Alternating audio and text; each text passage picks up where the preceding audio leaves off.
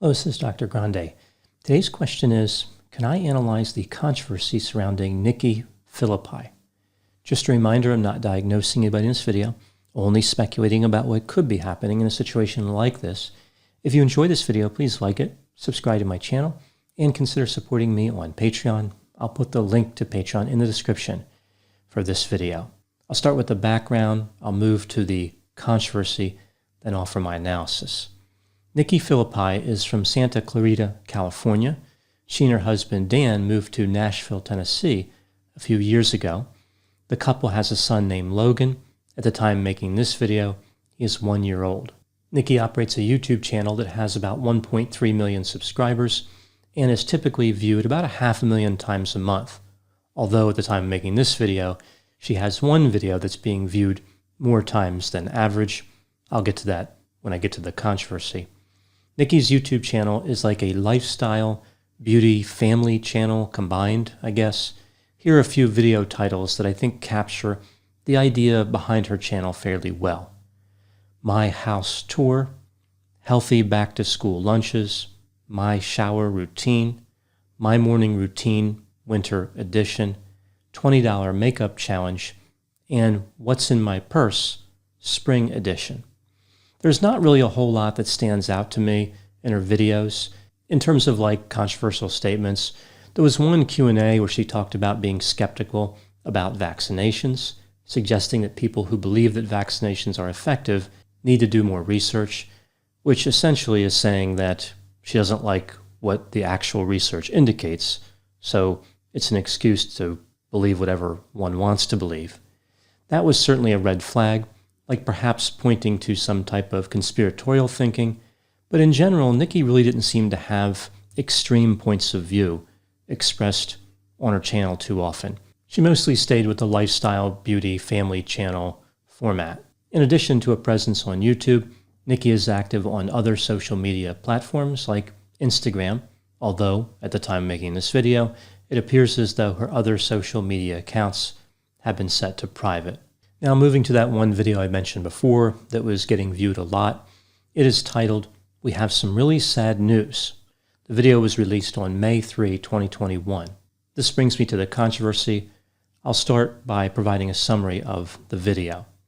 The video is over 24 minutes long, and for the most part it's clear, although there were a few things that seemed contradictory, like things that they said that didn't make sense.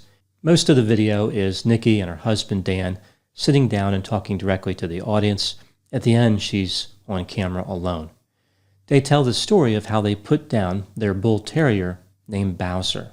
Apparently, they paid someone to come into their house and administer lethal drugs to the dog. They talked about how they did not come to this decision lightly. They acknowledged that people would be upset, but Dan said nobody would be as upset as him. Apparently, they had Bowser for over 9 years.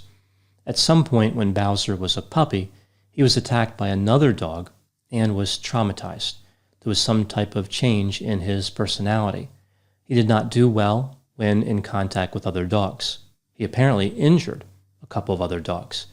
They said that Bowser was extremely dangerous outside the house, so they mostly kept him inside or in the backyard. They talked about how they could have put him down a long time ago, but they kept putting it off.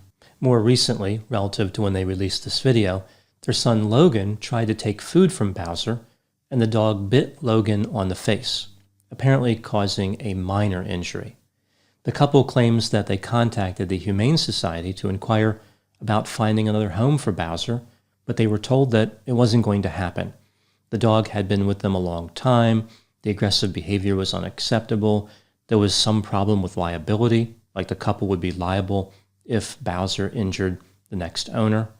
With this advice in mind, they made the decision to destroy the dog, which of course is what they ultimately did. Now moving to my analysis. During their video, there were a few items that seem a little inconsistent, confusing, or that in general just stood out to me. I will go through these items now. They mentioned they contacted the Humane Society, but according to an article on the Today Show website, the Humane Society of the United States said they have no involvement with this case. The Nashville Humane Association said they have no records of the couple and were not aware of any conversations about euthanizing Bowser. In their video, the couple said they had talked to multiple professionals, but they didn't name anybody. They didn't specify who had given them this advice. Continuing with the items. In addition to the dog biting Logan, Nikki talked about how the couple is getting ready to move. It seems as though that may have factored into their decision. Perhaps they didn't want to deal with Bowser in a new environment.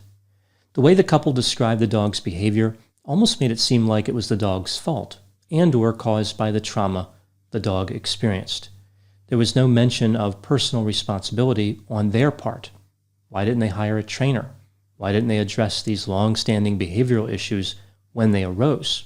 Why wait so long? They made it seem as if the dog being destroyed was inevitable or predestined, like it was just a matter of time. The couple really didn't have any power. They were just blowing in the wind. Ostensibly, Bowser was dangerous, yet the couple staged a photo shoot that included Bowser, their son, and them. In these photos, the dog was right next to Logan. So, was Bowser dangerous or not? I find it difficult to believe that they were really in fear of the animal before they had it killed. If someone owned a race car that was unsafe and they planned on selling it or dismantling it, would they take it out for one last spin? Give it one last chance to be involved in a horrible collision? It would appear the couple either has terrible judgment or they didn't actually believe the dog was dangerous. Another item I found interesting was how they characterized Bowser in their video. At one point, Nikki referred to the dog as bipolar, which of course suggests that the animal vacillated between manic and depressed. But what they were saying is that the dog was aggressive or calm, two different constructs.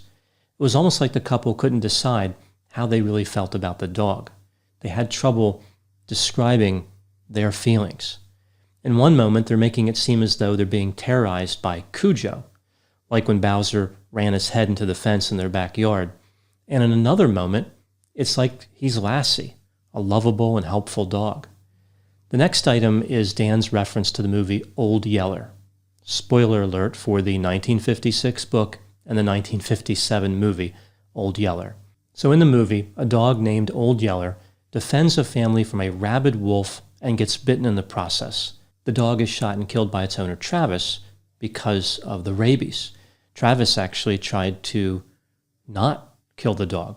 He locked the dog up, hoping it wouldn't actually develop rabies, but of course it did. Travis did not kill Old Yeller because he was angry at the dog.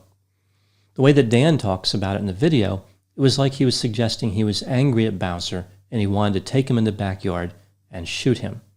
Again, almost like the dog chose to be aggressive, like the dog decided to be an enemy to the family. When stepping back and looking at all of these items and thinking about the situation, here are my thoughts about the actions of this couple. I think that what happened is that a few different circumstances and tendencies came together. The couple misinterpreted the actions of the dog, believing he was incorrigible, out of control, and dangerous, when really his behavior may have been an expression of their failure to train him. They didn't recognize their own failure reflected in that behavior. They misplaced their blame. After their son was bit, they of course were concerned, but anger seemed to be the emotion that really stood out. As they were preparing to put the dog down, they decided this would be a good opportunity to attract attention on social media. They staged this whole photo shoot. They generated this idea for the video that they would release. They tried to package it as perfect. I think at one point Nikki even said something to the effect that Bowser's last day was picture perfect, the worst day, but a perfect ending. Like Nikki was able to wrap up the whole situation and put a bow on it. It was nice and tidy. Make it a testament to the great journey of Bowser, when really it was a testament to the couple's failure to understand their dog and a failure to understand their responsibilities as pet owners. Now, some people have said, is it possible that the dog really was too aggressive? Like maybe he was, and they just didn't explain it really well. Maybe experts really did tell them, look, you don't have a choice in this situation. Should they have discarded the advice of experts? Another point has been made about the fact that their motive seems to be based on defending their son. People have essentially said, shouldn't that motive be planted firmly against the debt of their sin, to use a theological reference. I have my doubts about the existence of all these experts that told them to destroy their dog, and their own story seems to belie this idea that they were really afraid. But giving them the benefit of the doubt, acknowledging that anything's possible, there are other problems that are evident in their behavior outside of the decision to kill Bowser. One that comes to mind is they thought that advertising their actions was a good idea. If they wanted to put down Bowser, they could have done that and nobody would have known. They could have told their audience nothing. They could have said it was too painful and they don't want to talk about it. They could have said the dog died of natural causes. It was not hard to conceal. Nikki spreads misinformation about vaccines. Is she really opposed to promoting misinformation about the fate of her dog? Instead of doing this, instead of concealing the information, the couple chose to try to boost their popularity. I don't think they really did understand how people would feel about their actions.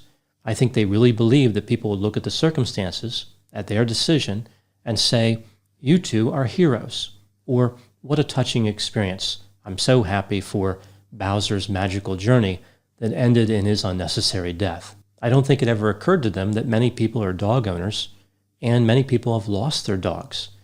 These people experience grief because of that loss. And here's this couple killing a dog that, as far as I know, is healthy. Somehow it never occurred to them that if they had just found the dog another home, they could have made a story about that. They could have shared that journey with people. I think people would understand that sometimes rehoming is necessary. Now, I understand that sometimes people do reach a point where keeping a dog becomes difficult. Priorities change, circumstances happen where keeping the dog becomes challenging. Some dogs do have trouble adjusting to a child coming into the home. Some simply can't make that adjustment. But with their huge presence on social media, and really even without it, they could have found a new home for Bowser. Based on the way they presented their argument, his death was needless. His behavior did not make his death inevitable. His owner's poor decisions did. If this couple's behavior was the result of taking a long time to think about something, they really have a lot of room for improvement. Like if this is the result from sitting down and contemplating a decision over the course of many days, I don't understand how these two function in life. Like, this is what happens when they think about something. What happens when they don't think about something? If they really just didn't explain the situation correctly, like if the dog really was tragically and irrevocably aggressive, if that's what happened, then they need to think about how they present information, because what they presented in that video was inconsistent with the decision they made. Regardless of whatever the truth actually is, I hope the couple can learn from this. The learning that comes from this experience came at the cost of Bowser's life. If they really want to honor him, they need to look at this as an opportunity for growth. Those are my thoughts on the controversy surrounding Nikki Phillippi. Please put any opinions and thoughts in the comments section. They always generate an interesting dialogue. As always, I hope you found my analysis of this topic to be interesting. Thanks for watching.